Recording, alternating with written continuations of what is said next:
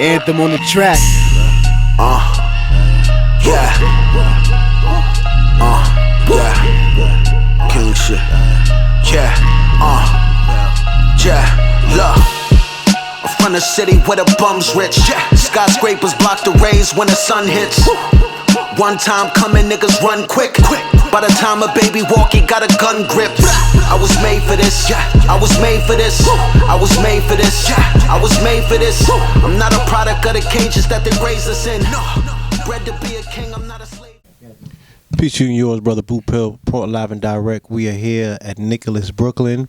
I have the honor of being joined with a legend in his own right. All right, my brother sitting to the left of me is none other than our brother Aton Edwards. Peace, family. Peace, man. Come on, man. You're on camera. Yeah, man. So it's good to see you. It's good seeing you as well. In the flesh.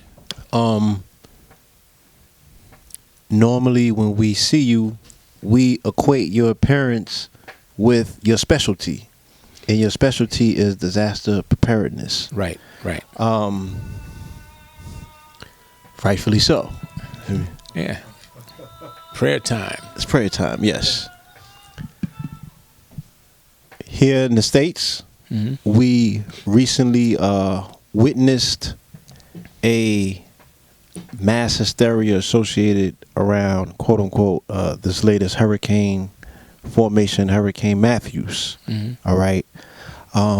What seems to be very clear to me, even about 11 years removed from Katrina, is that as a people in particular, we are still pretty much unprepared.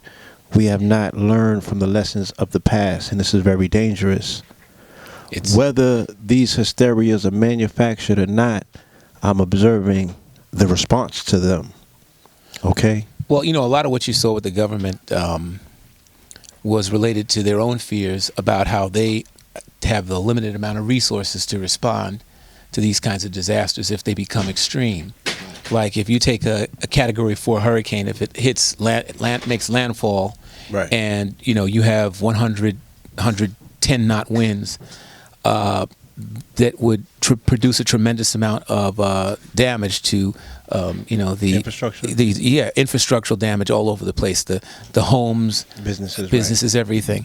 And so the government really doesn't have the kind of infrastructure that's necessary to deal with the masses of people in a major catastrophe. If it hit land straight on and we had a Category 4 on land, the devastation would be just unimaginable. Right. And you know, people remember with Katrina came in, but it didn't hit directly. Same thing with Sandy. Sandy grazed New York, and you saw what it did. But when you start talking about Category 4 hurricane hitting land, it's going to produce a lot of damage. So the government decided to, the Obama administration's on its way out. So better safe than sorry approach, because they thought that it might be catastrophic. And for the most part, outside of Cuba, the DR, Haiti, and some of the other areas that were devastated by it, but the United States hasn't been hit as hard.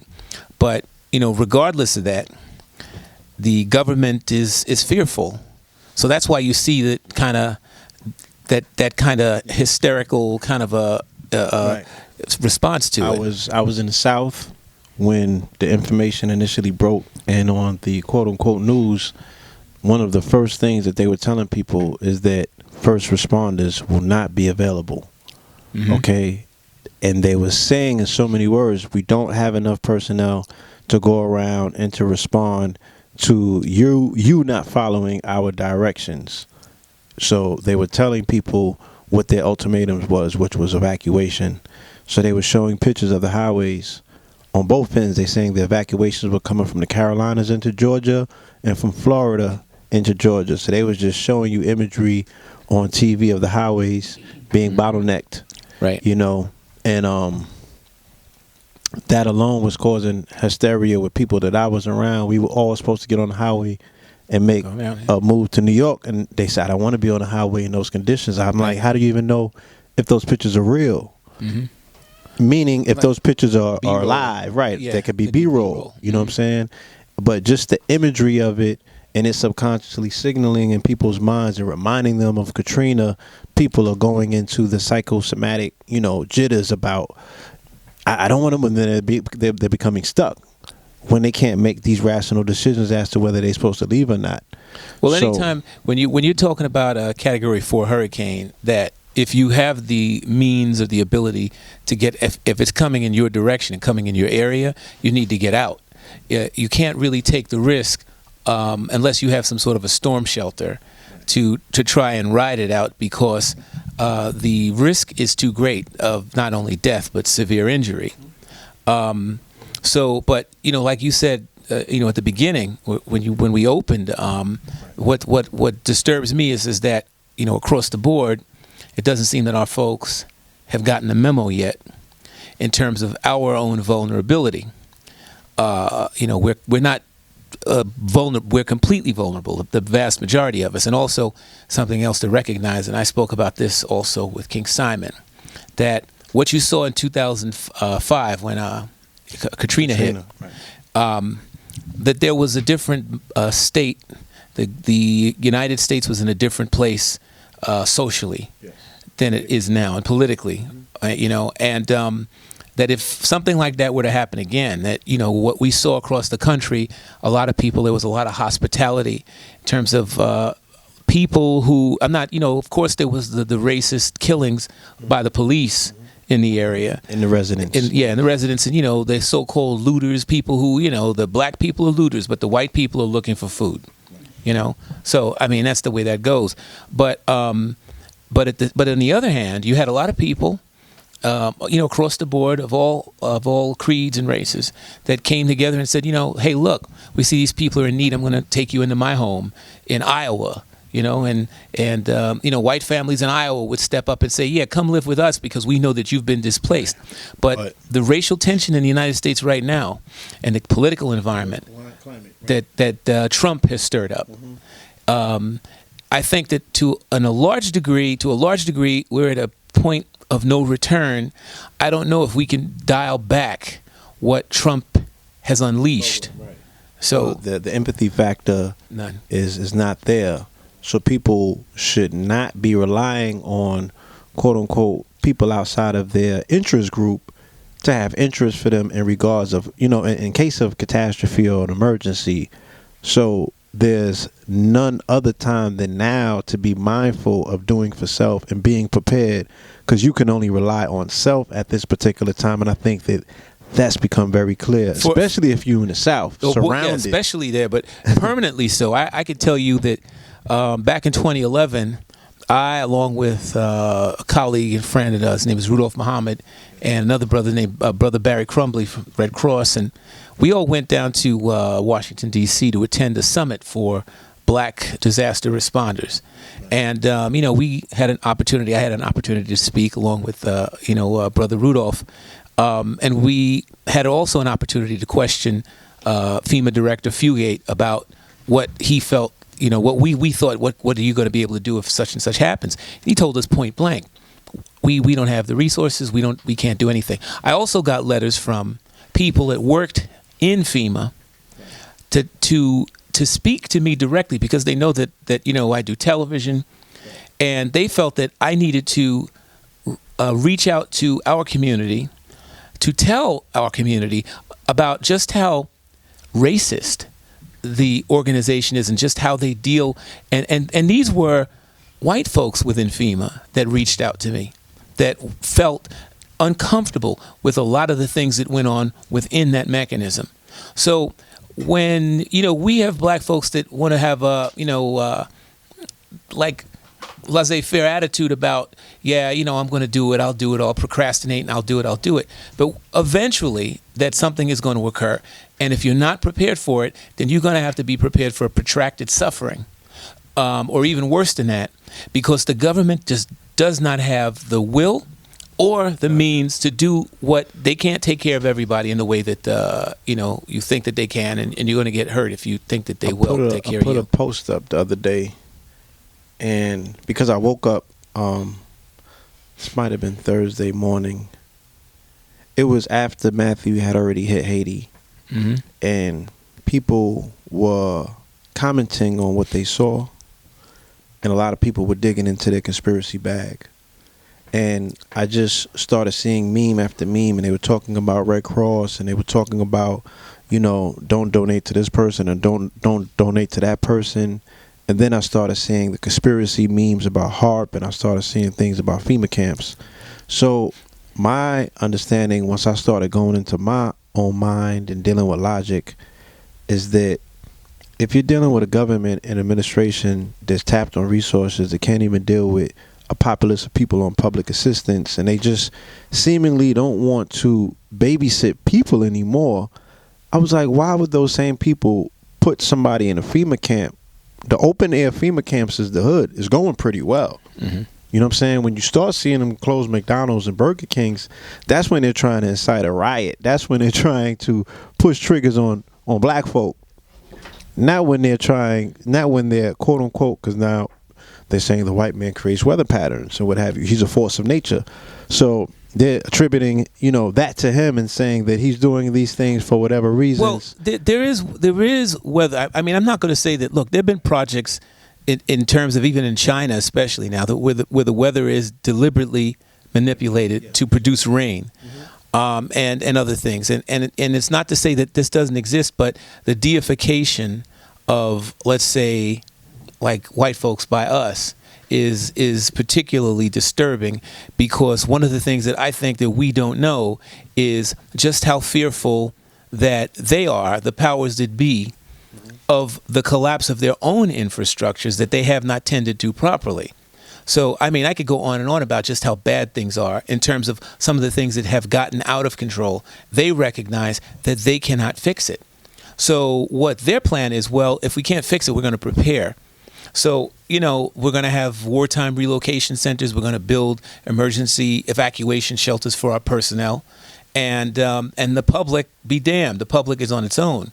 And so the passive response to this is to create information sources for the public to go and to be self-reliant, like the whole prepping phenomenon, being a prepper, and that group, the survivalists, and then they started buying food, and if you go to certain television channels, you'll see Wise Foods and all these different companies advertising that. That's a very passive way. It's like, okay, this community is already down. We don't have to give them anything because they're going to do it for themselves. But you think that we would be the ones who would be the, top of the rung, because for those of us with the means, we all should be doing this, but we're not. We felt the brunt of it. You know what I'm saying? Like Always. I said, we've been here after Haiti. We've been here after the earthquake, after the tsunamis.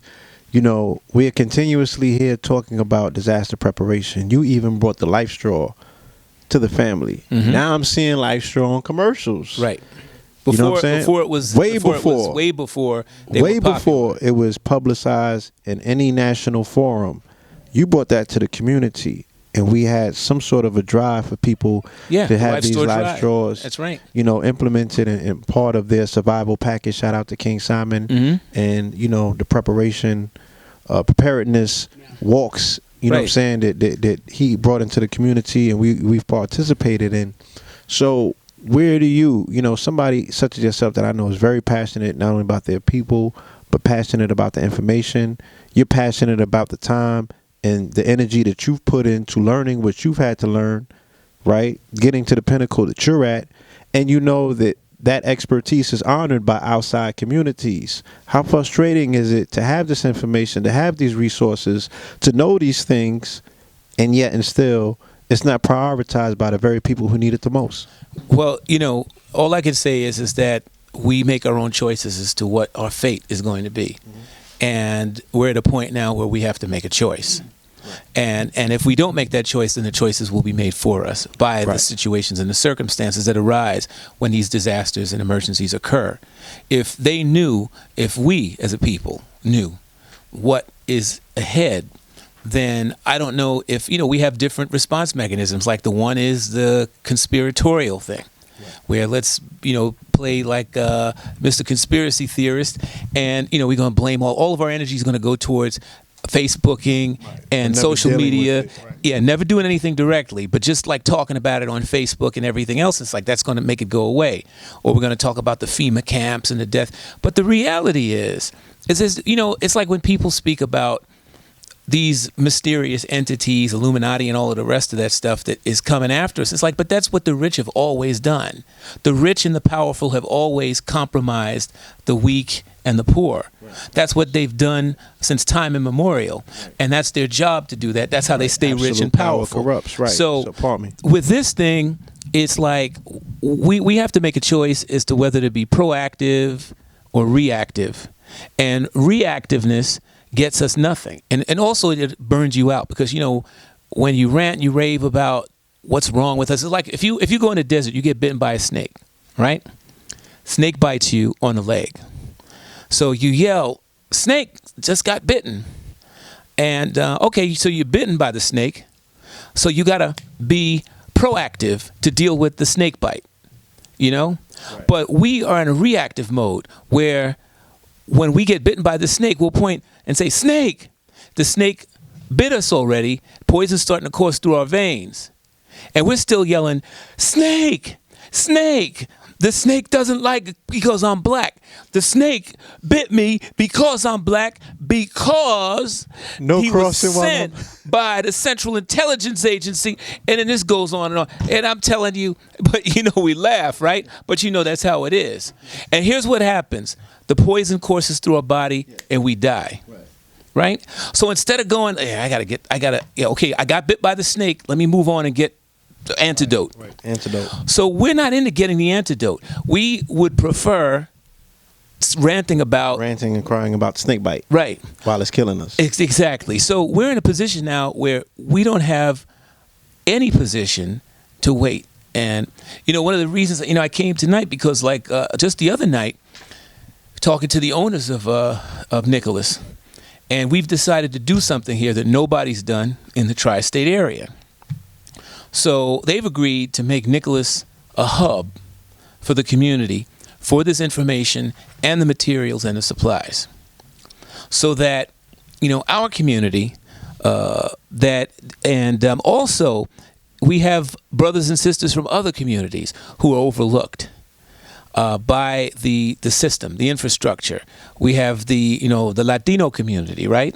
We have an indigenous community here, and I'm not talking about us as indigenous. I'm talking about the 500 nations indigenous. Absolutely. Also, our Asian brothers and sisters who have been ignored. I remember one cat from, I think it was the Cross, I was doing a project for for Chinatown, and I remember him asking me, well, what are you doing that for? You're not Chinese. I remember looking at him and saying, I'm not supposed to help them because they're Chinese? Oh, it's like that. So that's why I guess you don't do anything for them, right? Because they're Chinese. And this is the infrastructure talking. Mm-hmm. So you speak to a black man like that and you expect maybe that I'm going to just let that slide. Right. So we have these people who need to be served.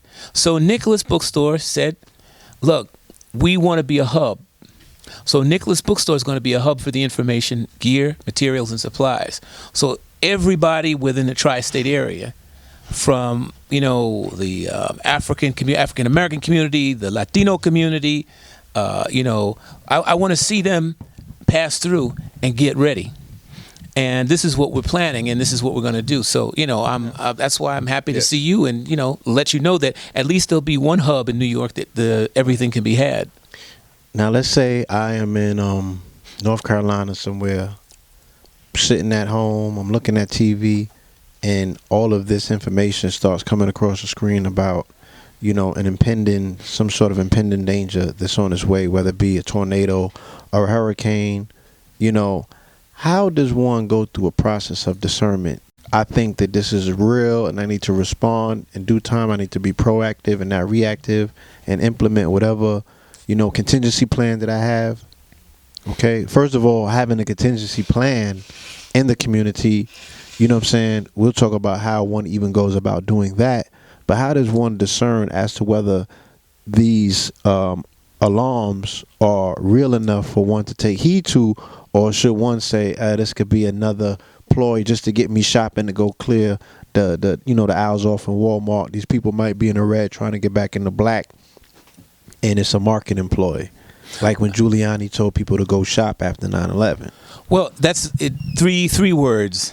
It's basically information, information, information. You have to have information, the knowledge of knowing what the disasters are and knowing what their magnitude would be in terms of the damage that they would produce, the size, and to say, well, okay, if it's a Category 3 that's headed in our direction, we know that a Category 3 can do severe property damage, and we know that this can occur. So we have to do take preventative measures to protect our property from a Category 3. Category 4, unless we have a building that's fortified to withstand those kinds of winds, we got to get out. So knowledge of the information and knowledge that you get from it is you have to apply that and make a decision based on not what someone else told you, but based on an assessment that you have been able to collect information from different sources. So don't just look at the television news. You have to look at NOAA, which is the National Oceanic and Atmospheric Association.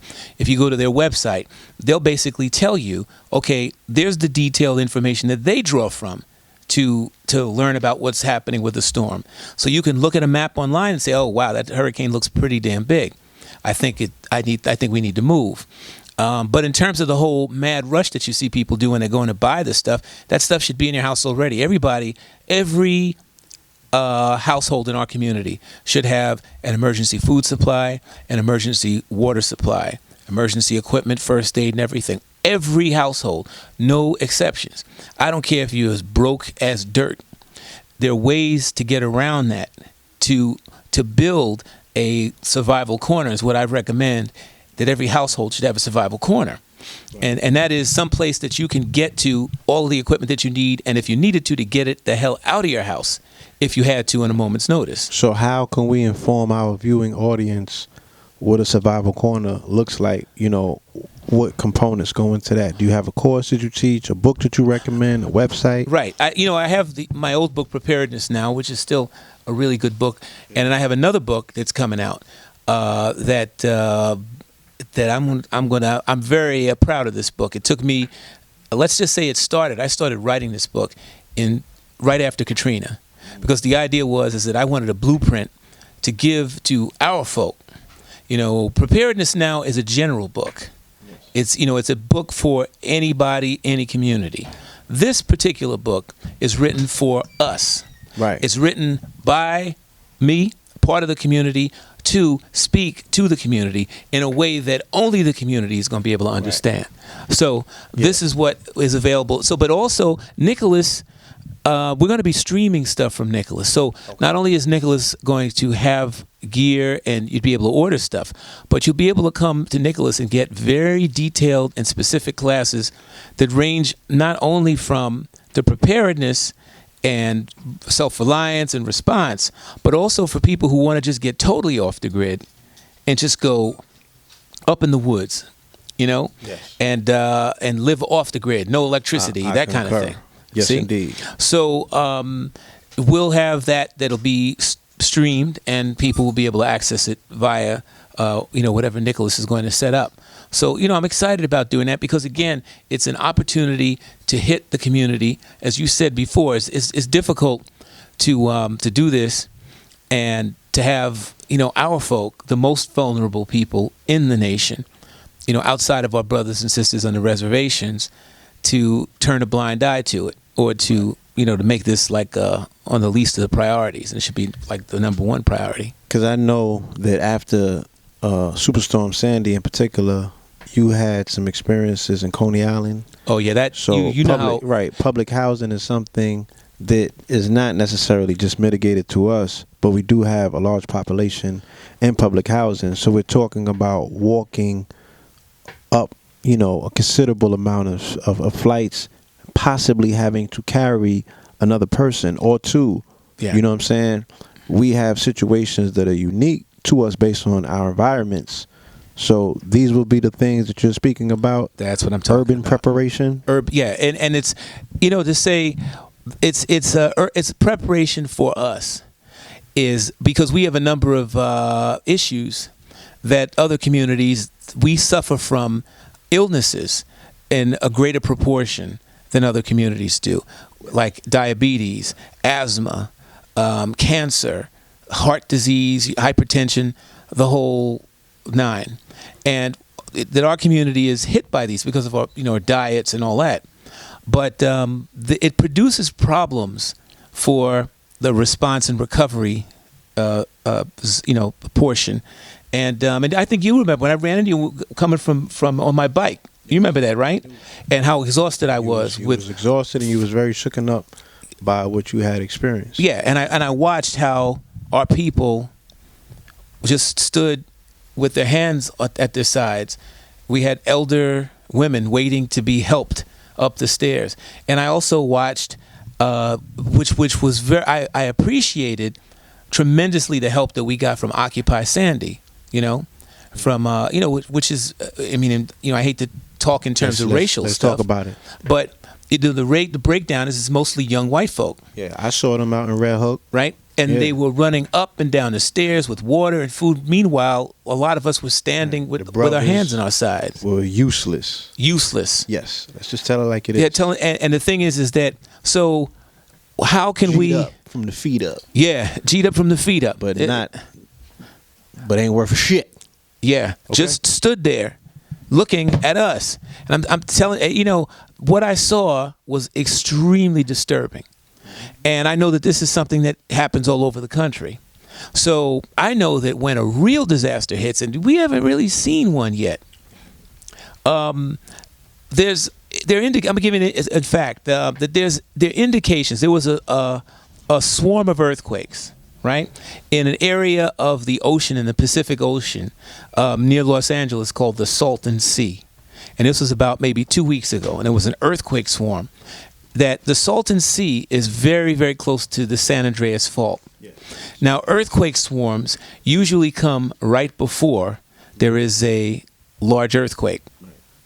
And an earthquake swarm, an undersea earthquake swarm, can be an indicator of a large earthquake. So those plates that the San Andreas Fault are composed of, that huge rift that it produces it, if those plates are shifting and that energy is released, we're going to see an earthquake in Los Angeles of a magnitude that we have not seen in many years. It may be above 7.5. It could be 8. If it's an 8, we're going to see devastation like what you saw in Haiti. But if it's 9, we're going to see deaths within the 100,000s, possibly 1 million. And we're going to see infrastructural damage, $1 trillion worth of damage, stuff that can't be repaired. It would impact us here. In fact, an 8.5 around that, if it were to strike Los Angeles, the energy that would be reflected across the country, and we'd feel it we'd feel it in New York. Same way the Mineral, Virginia, when that happened, they felt it throughout 20 states. Right. And that wasn't even major. That wasn't major. And so the thing is, what are we going to do when we have a real national catastrophe? And we have a population that is completely and 100% dependent on the system to maintain it. Like in an emergency shelter, when you walk into an emergency shelter, you walk in with the clothes on your back, and that's all you're going to wind up getting, because oftentimes they're short on supplies. So if you don't have any toothpaste, if you don't have any soap, you don't have any deodorant, you don't have a bag of your own toiletries and some other things, you're kind of like out of luck. If you don't have some food to take with you, you're going to be out of luck for the first few days, maybe longer than that. If you don't have some stuff for personal hygiene, cleaning up your area, you're going to be out of luck. What about in the event of a dirty bomb where these, like we said, the resources can't be necessarily, gotten to, and shelters are no longer probably habitable, you know what I'm saying, because of the situation, like, what are the preparations for situations such as this? Well, a dirty bomb, the only people who really, really have to worry about a dirty bomb are the people who are in immediate proximity to the detonation. Because really what a dirty bomb is you take said radioactive material and then you wrap it around a chemical explosive, traditional chemical explosive, a high explosive. You detonate it, and what happens is that the radioactive material that you've encased the explosives in, the radioactive material is pulverized and it's thrown into the smoke and ash, and then it's distributed in whatever direction that the winds are blowing. So depending on the radioactive substance that's used is depending on how much damage can be done over a long period of time. So what we're talking about is like the isotopes. Like, for instance, a thing called transuranic material. It only comes from a fission reaction in a nuclear reactor. Right. And so you have certain, like cesium. Cesium's isotope is 137. Cesium, it has a half-life that most of the energy from it would burn off after a few weeks. So if you were in an area that was heavily blanketed with cesium-137, you're going to receive low-level radiation, about the kind of, like, at the most that you would receive is like as if you were to have like about 50, no, not even 50, about 20 X-rays if you were in the immediate proximity. So it would increase your level of cancer. If you inhaled it, then you'd be in trouble. If it was absorbed into your skin, then you'd be in trouble. But the thing about a dirty bomb is that you don't have to worry about that as much as the panic and the displacement that it causes. So being able to survive a dirty bomb attack is being able to hunker down in your home for a period of time, right, and saying, well, I don't need to go to the store. I don't need to go out. I can just like drink the water that I have here stored away. And if you can do that for like 10 days, then a lot of the energy from whatever materials that were used. Now, the only thing you'd have to really worry about if somebody got funky and decided to use like something like plutonium, which would be, plutonium is one of the most toxic substances on Earth.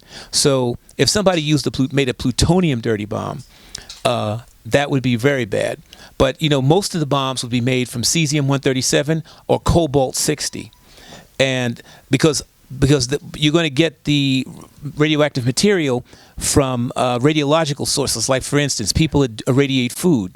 They don't really guard a lot of the radioactive material that they use to radiate the food. So conceivably, a terrorist organization that knows where food is irradiated could go in there, steal it, and then use that in a dirty bomb. And there's other places that I'm not going to say where you can get radioactive material to do that. The Department of Homeland Security knows this. So, it's always a threat. And even the nuclear. Now, nuclear is what you'd have to worry about, in terms of the damage that it would do to the infrastructure, to the people, the radiation, the fallout from the radiation, what the EMP would do to the system, because the EMP from a ground burst is going to produce enough EMP to disrupt a lot of the electrical grid and a bunch of other things that are going to happen. And I see these as big possibilities. The governments are planning for these events to happen at this point now. And if you, and I know you pay attention, but for the listeners and the viewers of this, you need to go and look at what's going on with Russia and the United States right now. Nobody's talking about that. You need to understand something. They're talking about nuclear war. Technically, yeah. Technically, no side is ever going to push the button, right, unless you're insane, because there's safeguards against that. There's a lot of posturing taking place. Right, but there's things called mistakes. Yes. And we've dodged a bullet several times. We've had 2 Soviet military people that, had they not made decisions, immediate decisions, from situations that arose from the assumption that we were at war. If they had not made these decisions, we wouldn't even be sitting here talking, because we would have had World War III already. But the more conflicts that arise, like what's going on in Syria, and the war in Syria, as Russia is backing Assad, the United States wants to kick Assad out. Right. And they're funding rebels on the ground. Some of them become ISIS. Right. Some of them become other things. And it's just created this chaos. Smorgasbord, right, of chaos. Yes. Same thing in Libya, where we have over 2,000 warlords running around. Everybody's in charge. Stockpiles of weapons, places for terrorists to go and train. Yes. So, and you have what's going on in Turkey. We have President Erdogan, his country's coming apart socially. Yes. The instability with NATO. Yes. It could just go on and on. This was going to lead or segue to my next question. To a mistake. Would this upcoming presidential election would this actually qualify for a impending disaster? Because let me say this: I was looking at the news the other day, the same day that they were talking about the hysteria associated around this the hurricane. They were saying that there has been a rash of mental hysteria throughout the country. They were showing people kick TVs in, you know what I'm saying? And they just said the mental astuteness of the citizens of this country, they're starting to lose it because of this particular election. Then there's a lot of talk with people saying if Trump loses, there's a possibility that the militias might rise up and kick off. They're saying if Hillary wins, you know, well, they're saying if Trump wins, that there might be something that kicks off because people are going to be very hysterical. You know what I'm saying? There's going to be a level of you know, fear that's unprecedented. There's going to be mass hysteria. If Hillary wins, there's going to be a feeling as if Trump was robbed, and white people are going to feel, or a particular segment of white males for that reason are going to feel like they're back against the wall. This is the last straw, you know what I'm saying? And they might pop off. So in the event of this, is there anything that we can suggest to people, being that we are quickly approaching the election cycle? Is there anything that you can tell people to ease their nerves, or if there's any level of preparation that might have to take place, you know, is there anything that you might be able to suggest? I think because what you're talking about in terms of those factors with these countries, also, all of that is pretty much mitigated on who's going to be the next person in the seat. There's going to be, you know what I'm saying, the puppet to these Geppettos, to the military-industrial complex that pretty much runs the show from the shadows. It tells these people who they want to go to war with and what they want to do. We know the presidents are just pen pushers. So what are your thoughts on that? Well, I think that, you know, we know if Hillary Clinton becomes president, we know that Hillary Clinton is a nation builder. So she wants Assad out. So you could assume that somewhere down the line, President Clinton would assemble the military to initiate strikes to take Assad out. Right. And again, you'd have another vacuum in that region that would have to be filled. A big vacuum. Big vacuum, right? And so... And this would be in direct defiance, should we say, to Russia and their, you know, right, their wishes. Their wishes, right. Yeah. And, you know, now if Mr. Trump gets in, then I believe that we'd have someone who would try to run America like a business, right, and not recognizing that it's not a business, it's a nation. It has different needs and it has different directions.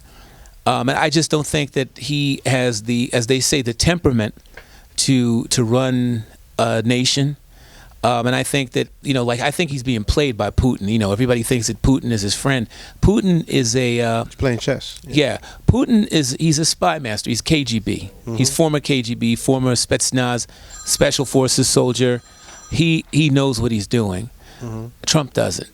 You know, Trump knows what he knows for his real estate business and his television program, but this is way out of his realm. And because of that, I think that President Trump, one thing you can say with Trump, he wouldn't be in the nation building because there's no bottom line. You can't make money building nations. He knows that. So his position would be to step out and to just deal with the United States. So, I mean, but all in all, I think that, you know, I don't like either candidate, but if I had to choose one, I'm going to choose Hillary Clinton. You know, and I say that because, you know, people call Trump or whoever you vote for is the lesser of two evil, and I basically say it in the inverse, which is it's the evil of two lessers, and we got to choose from that. What evil from two lessers are we going to have to choose from? So my evil of two lessers would be Hillary, and of course she's in no way, means, shape, or form a boorish clod as Mr. Trump, who has proven what he is time and time again with some of the things that he says and some of the things that he's done. Whereas Miss Clinton, with her lies and distortions of reality, you know, the snipers shooting at her, and, you know, and Sinbad saying the only thing we had to worry about when we were there was where we were going to get dinner. You know, and she was repeating the lie over and over again. So many lies. The stuff about the emails. a whole bunch of things, So this is what we're left with. So when you have that choice for president, that should tell our people we better do for self. We better make a choice. It's either now or never, because we're moving into a different era, the era of global warming. You have no idea of how fast this is progressing and what it's going to do in terms of displacing populations, food shortages, water shortages. All these things are coming. They're here already in some cases. Do you think might be a case of the boy who cried wolf? That last administration, we might have been telling people the same thing. During Bush, we might have been telling people the same thing. You think that people are just a little bit tired of hearing, we have to prepare because disaster's coming. We have to prepare because disaster's coming, and disaster never comes. People actually feel like God is blessing America because we haven't had these major catastrophes that you speak of. You know what I'm saying? Mm-hmm. Well, we've had them, but we ignore them after they happen. Like with Katrina. We had a major catastrophe that's had a tremendous impact on the country even to this day. But we just kind of fall back because maybe we're numb to the reality. We haven't had, it's funny because I was just talking about the World Trade Center and people call that, major catastrophe. 3,000 people and many, many families were devastated by the impact of it.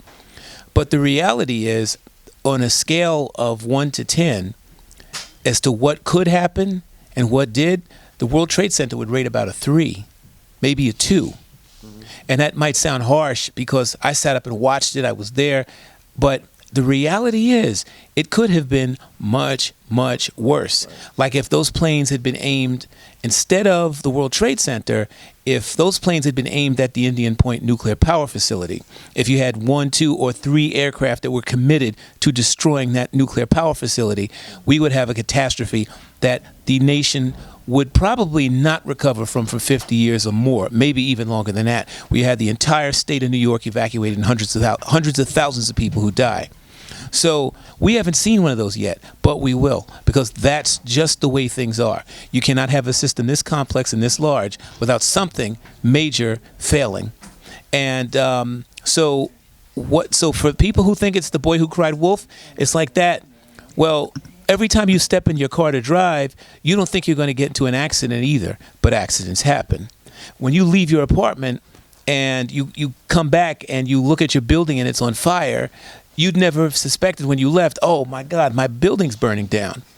So, when people say you can have a fire, you can have a fire, you can have a fire, it's the truth. You could. So do you not plan for it? Or do you pretend that you can't have a fire? Do you pretend that you can't get into a car accident, drive without insurance? Do you pretend that you're never going to get sick and say, they said I'm going to get this. I'm not going to. I've been smoking for 10 years. I don't have cancer yet. Right? It's like, oh, okay, well, you're lucky. And then that 11th year comes and then you have that spot in your lung. And then you say, well, all these people that have been trying to tell me to stop smoking all these years, and now I have cancer. Then what do you say? And I'm the guy who, years before, and even on the air on KISS FM, when I said that New York was going to be attacked, very clearly, caller called in and said, same thing, the question you promote, which is she calls up with attitude, sister, calling the open line. And she says, you've been on that show for all these years, talking about all these disasters. Ain't nothing happened yet. That's how she said it. I could see her head moving back and forth, even though it was on the radio. And so Bob Slade and I, we look at each other in Mtume. Bob looks at me and says, right. Yeah, and Toombs looks at me and is like, you going to answer this? I said, okay.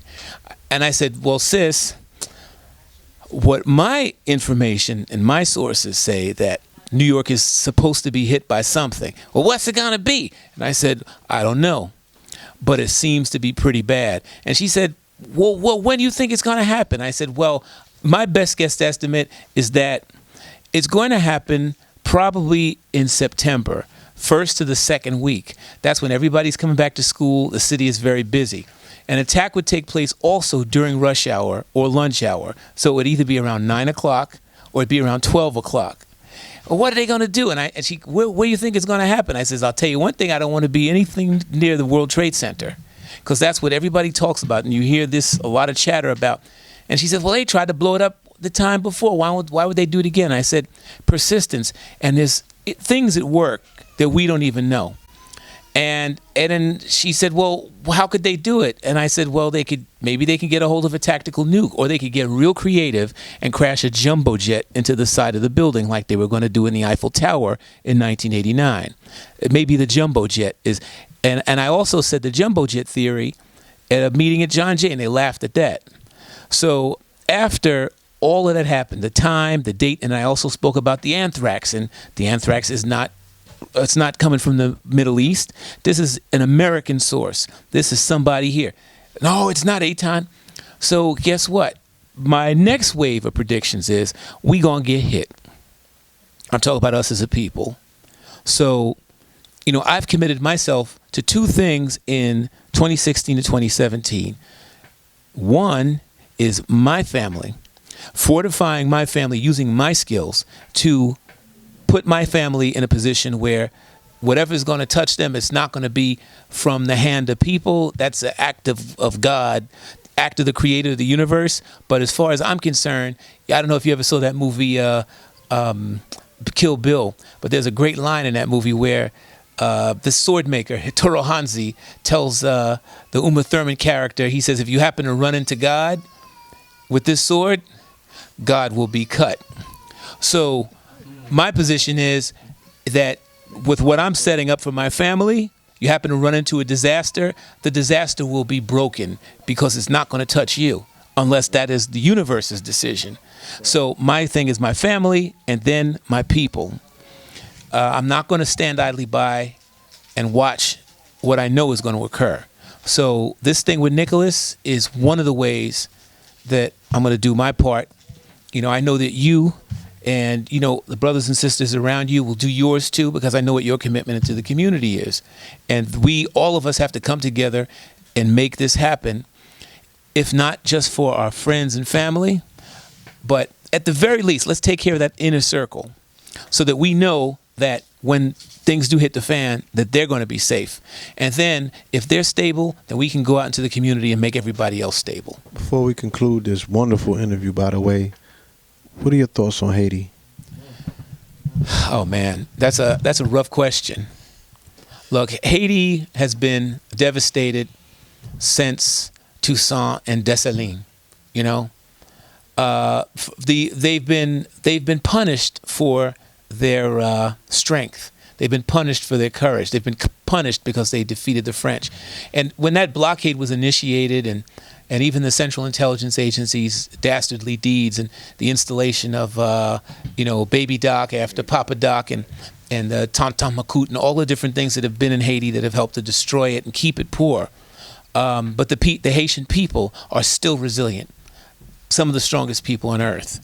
And I think that in a lot of cases that one of the things that we could do to help the Haitian people is if we can collectively build an infrastructure for ourselves, that infrastructure can extend to our Haitian brothers and sisters. That, and because Haitians are by nature self-reliant. And given the resources and having a stable infrastructure of our own that we can use and clone and give to them, we could help the Haitians. If we had a stable infrastructure, we'd be able to help them deal with this particular disaster. So I think that Haiti has been deliberately hit for many years. And that's our family in Haiti. We are proud of the way that they have been dealing with these disasters. So resilient. We can learn so much from their strength. We can learn so much from the strength and the character of our Haitian brethren and sistren. You know what I'm saying? We love our family. I'm Haitian by association. Okay, I grew up in Flatbush, Brooklyn.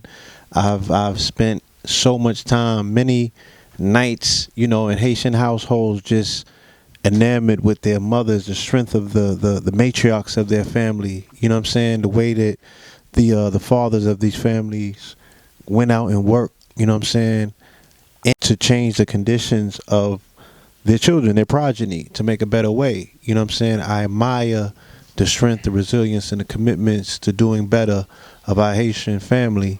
I love their unity as a people. You know what I'm saying? Their strength. Their strength. So, our commitment, our we need what they have. we need what they have. You yes. know, I always comes to mind. Anything I think of Haiti, I think of that situation that with one of Napoleon's lieutenants when the French army was pursuing someone who was like a freedom fighter, and they cornered him in a mansion, and but they were afraid of the guy. You know, they were afraid. The brother was walking around with a cutlass and was cutting up the French soldiers, and then they surrounded the home, but none of them wanted to step in. So one of the soldiers on the ground said, well, nobody wants to go in to get him out, so we need to flush him out. Let's set the house on fire. And they set the house on fire. And so as the house becomes a raging inferno, the brother comes out, silhouetted by the flames in the background, looks at the French soldiers and raises up his cutlass and laughs and walks back into the fire rather than be consumed. And this lieutenant, Napoleon's lieutenant or captain, was so shaken by what he saw that he writes to Napoleon and tells him, "Sir, we must leave this place because these people, they fight and die like Spartans." That's the Haitian people. That's our brothers and sisters. And I'll never forget, after watching a young sister being dug out of the rubble, she was completely buried in rubble. Right, this is the earthquake 2011. Earthquake, yeah. And the sister was completely covered, and the responders pulled the boulders and the concrete pile and the rebar off of her. Right. And she comes up, little girl. She couldn't have been more than 5 years old. She was 6, I believe. The one you told yeah, me. and she was crying at first, but when she got out, she just looked around, and she just snapped her clothes and started brushing them off. And she said, "I knew you were coming." Not a tear from her eye. And this is the kind of resilience we need. Not what we had in New Orleans. We had a bunch of people, "Help us, help us, help us." Waving flags. Yeah. No disrespect to the family out there. We love our family in New Orleans and Louisiana as well. But that Haitian cloth is different. You know what I'm saying? Let's just be real with it. Yeah, and that's why, I think it was Congress that outlawed Haitians to come into contact with American slaves, because they felt that the Haitians would foment rebellion. They are deporting them in mass to this day. The Obama administration. But of course. Go. All right. Well, Haitians are dominant.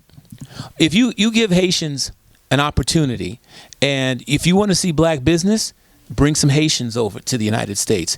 If you want to see black wealth, if you want to see and I'm talking about, this is the reality, the statistics are that when you give Haitians a level playing field, that Haitians will outperform everybody. They'll outperform or equal, like, people speak about Asians and Jews in terms of, their intellectual prowess. You give a Haitian that opportunity, and they're going to be performing at the levels or higher than anybody else. All the Haitians that I knew, that I grew up with, that are still with us to the day, they are accelerators in whatever field that they get into. And like I said, they're just unified. The people that I grew up around, that were around one another when we grew up, are still with one another right now. And everyone has branched out and done something extraordinary with their lives. Mm-hmm. So, again, my heart laments when I see what I see, our family continuously going through. And I try to make the distinction, like you said, they keep getting hammered, and we say they're getting punished and what have you. But I have to be very careful of how I associate what we consider the adversarial forces of such a resilient people and forces of nature. You know what I'm saying? I'm like, is this the white man? Or is this a force of nature? Or does the white man have control of the forces of nature? Well, no, it's a circumstance of where they are geographically speaking. Haiti has always had earthquakes. Haiti's always had hurricanes. Why? Haiti and not DR though. Well, but Haiti. But here's the thing: the DR gets hit too. The DR gets hit, but the DR has not had the kind of policies that Haiti has had to restrict and to limit its growth. The DR has always cooperated with the powers that be and done anything that they wanted the DR to do. Right. Whereas the Haitians have always had this defiance that's been built in since Toussaint and Dessalines and Exil Danto and all of the different things that Haiti is made of. And so the thing is that the Haitians are a people that are so strong that they are that feared. They are terrified of Haitians for what Haitians could accomplish if they were allowed to. So, did they only find? Is it that they only found oil in Haiti and not DR? Is it only that they found gold in Haiti and not DR? No, they have gold and oil and lots of strategic minerals in Haiti and the DR. Okay, and DR has not suffered from deforestation? Well, that's because Haitians burn wood charcoal. So so what's happened is that Haitians, and proportionally the island is more populated over there. Okay. And because they don't have the resources, because they've had blockades, because they have like a system that's dominated by this kind of crushing poverty that doesn't allow for trade in the way that it would normally occur. So there's a lot of corruption in Haiti. And that's because they're so poor. And the thing is that whereas the DR was willing to cooperate with the Americans and to do whatever the Americans told them to do. Yes. And then also there's this situation where they have this mental syndrome in the DR where they think that they're not black, or they think that, they have that adelantar la raza, to advance the race and to get away from black, and to classify themselves Indian and all of these other things that they've made themselves different than their Haitian brethren. So the Dominican Republic has resources that the Haitians are not permitted to have. And that's why the Dominican Republic can hold steady. If Haiti has been interfered with, not just by its own corrupt element, but the Central Intelligence Agency, the Duvalier regime, the Clinton Foundation, all of them. Right. And so when you're up against something like this, I mean, look at the money that the Red Cross pulled out of people for the earthquake, and only built a handful of homes. Right. And there's no oversight. No oversight. Yeah. So and also some of us that did some foolishness. I'm not going to name names, but like one particular person who was supposed to do things and took a lot of money and didn't do it. I know you're talking about. I know you know what I'm talking about. So,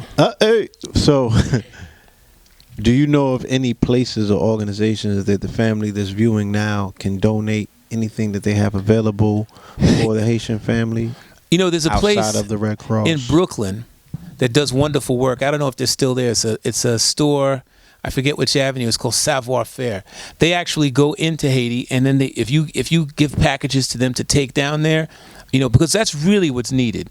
You need to connect with an on-the-ground Haitian organization that is doing the work, develop a package, get the shipping money together, and to get it shipped down there. Somebody that that can receive it, somebody that that can distribute it. Because if you give to the Red Cross and if you give to the big ticket agencies, then what's going to happen is that a lot of that money is going to wind up getting used for their maintenance purposes. They got to pay their bills, and there are organizations that are in Haiti who do some good work. But the best thing to do is to connect with a local Haitian organization, and instead of sending money, get the supplies and send them the supply. But you have to bundle the supplies and you have to pay the freight, and you've got to get it down to whatever organization's on the ground can distribute it. I want to read something that was passed to me. This is the Haitian American Hurricane Matthew relief effort for HNYC. Donations are needed. Hygiene kits, emergency aid kits, etc. Drop-off locations: Cafe Lovator, which is at 392 Halsey Street in Brooklyn, New York, 11216. La Calle Restaurant, 35 Lafayette Avenue, Brooklyn, New York, 11217. This is from Monday to Wednesday, 5 to 10 p.m. Thursday to Saturday, 5 to midnight. Sunday from midnight to 10 p.m. Or 12, I guess what they meant, 12 p.m. to 10 p.m. If you're in Long Island, that's McBride's Barbershop, 801 Prospect Avenue, Westbury, New York. Okay, you can find this information online using the hashtag Matthew Haiti or hashtag 4HNYC. Okay, so this is something, or this is an organization or a consortium of organizations that I believe will be able to get your donations on the ground. You know what I'm saying? They got feet on ground, they got boots on ground. So make sure that you are donating things, like the brother said, that are bundled. You know what I'm saying? You can if if you want to take a little bit of time, give yourself a 1 or 2 week window, you know, and you want to stretch your dollars, maybe you could go to Alibaba and get some bundles, get whole pallets of stuff. You know what I'm saying? If you want to make that your dollars count. And let's see what we can do as a collective community, you know, for those of our family out there that are still in the churches. Please implore your pastors and your reverends and the deacons or whoever else is responsible for, you know, putting that good word in. You know, let's have these church drives. You know what I'm saying? Let's get into the community and let's allow our resources to speak for us. Let's build this bridge to Haiti and other parts. Bahamas needs help. Jamaica needs help. Cuba needs help. All right? So let's do what is in our power to not only help those that need the help, but make sure that you're helping yourself as well. And the best way to help yourself during a time like this is to not wipe your brow and say, whew, glad that thing passed me. No, let this be the impetus for you to say, I'm not going to get caught with my pants down ever again because I don't like how that felt. You know what I'm saying? So I'm going to take this downtime to make sure that my preparation is on par. I have that relief bag in the corner. I make sure that I'm walking around with my belt. You know what I'm saying? You see Aton in the street. He looking like, you know, the melanated black Batman. This is Dark Knight for real. He has that. He got the belt on. You know what I'm saying? At all times, the brother is disaster ready. Okay? And ain't nothing short of a disaster out here in these streets. So, you know what I'm saying? You got to be disaster ready. You don't know when you're going to come outside and see zombies. You just don't know. Killer clowns. Killer clowns and things like that. So, Killer clowns. you know, you got to get it together now. Brother Rich, you have any last minute parting questions for our good brother? It was an excellent way to Yes, indeed. All right. Peace, love, and light, family. We love you. Continue to watch. Please stay tuned for Brother Aton Edwards relief efforts that are coming to Nicholas, Brooklyn, right here, 570 Fulton Avenue. Even when they move down the block to, the Restoration Plaza area, it's still going to be in full swing because we're going to be able to touch even more of the family right there in the community a lot quicker. So make sure that you participate, all right? We wouldn't be doing this if we know that the family didn't need it. And we've been doing this for a few years. It's time that we put our feet down and actually make some things concrete. Peace. Peace. Peace, family. This is Brother Rich from UGR, urging all my viewers and subscribers to help support the channel by donating just $1 to the UGR PayPal account. We appreciate the viewership and support, and we understand the power of $1. If you benefit in any way, shape, or form, we ask that you donate $1, whether it be monthly, bi-monthly, quarterly, or yearly, so that we can build our brand to compete with the NBCs, the MTVs, and the Foxes of the world. I figure since Kanye could ask Mark Zuckerberg for $1 billion, I can ask my subscribers to donate $1 so I could make the best possible content possible. The main objective of this channel is to inspire you to become the greatest version of yourself. So hopefully throughout the years of you watching this program, you have been inspired to become the greatest version of yourself. If you would like to donate, you could go to www.paypal.com and send a donation to richandmerit7@yahoo.com. Thank you and enjoy the rest of your program. Anthem on the track. Yeah. King shit. Yeah. Look. I'm from the city where the bums rich. Skyscrapers block the rays when the sun hits. One time coming, niggas run quick.